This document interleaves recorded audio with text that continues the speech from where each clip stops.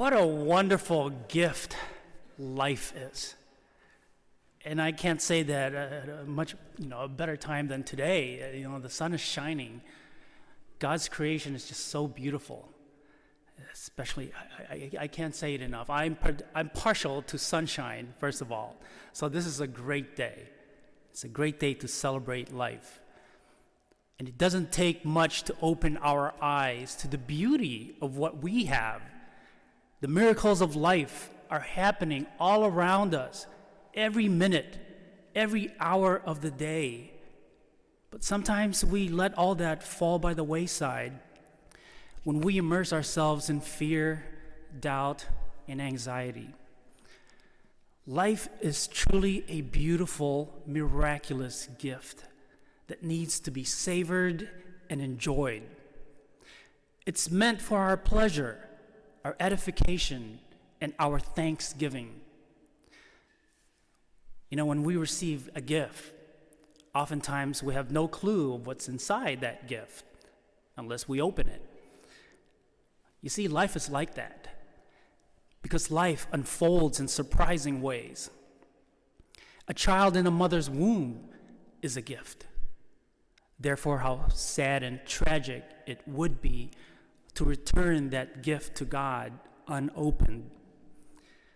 As Catholics, we can all agree that the child in the womb is a vulnerable human being with his or her heart beating and other organs developing and functioning.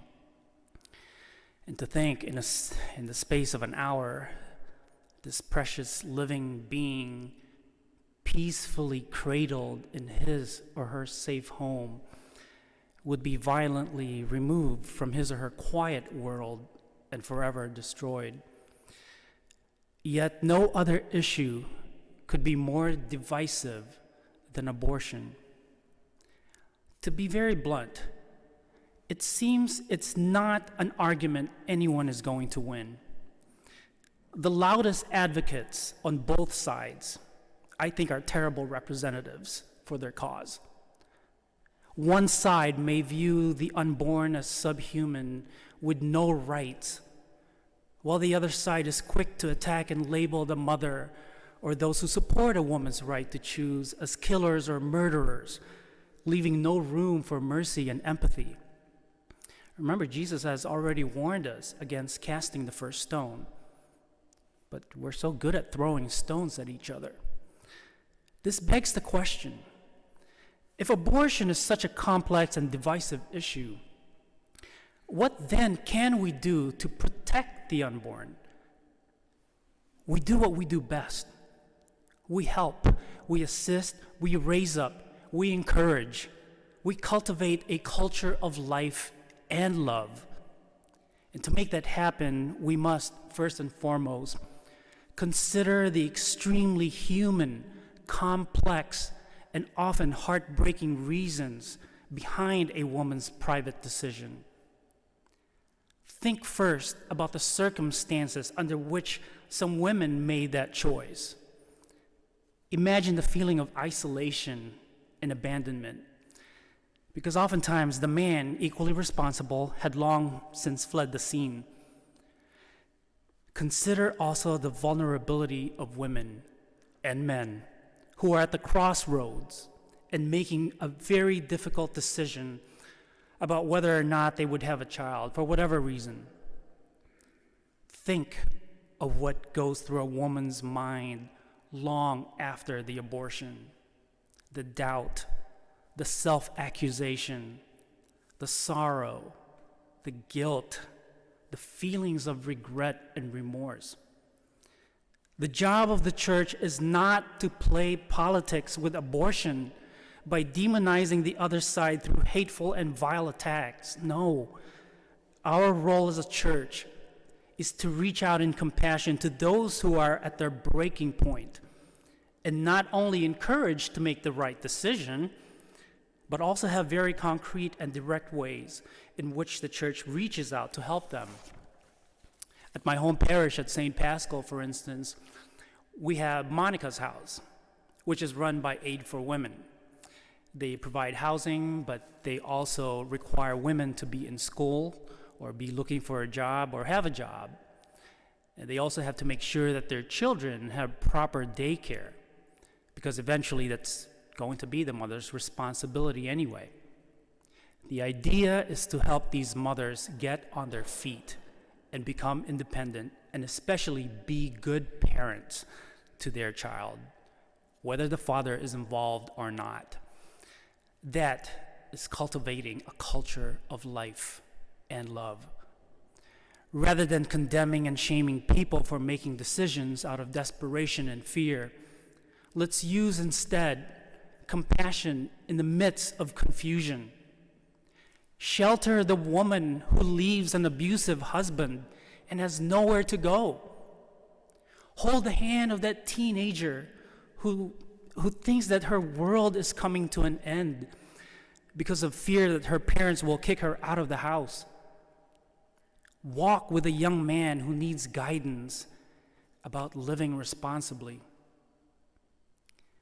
And I think we need to do a better job with education. So how about teach some biology to help people understand the living world, especially about the miraculous creation of a human being from the moment of conception.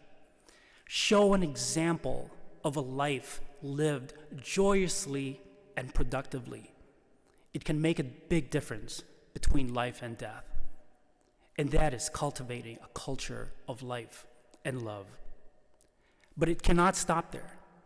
To be truly pro-life goes beyond defending the unborn.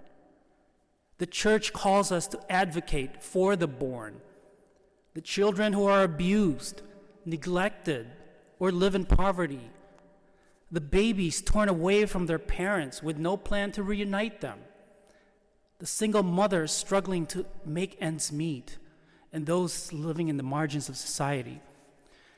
We are not protecting the dignity and sanctity of human life when we are actively working and supporting to cut programs to feed hungry children, or to treat fleeing refugees as nothing more than human refuse, or to deny basic human rights like affordable health care.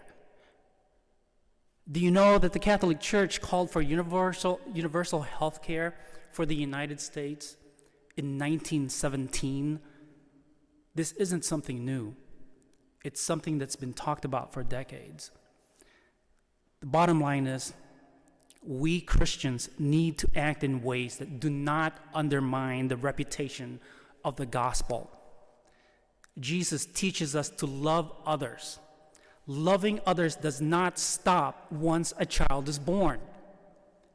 It's just the beginning.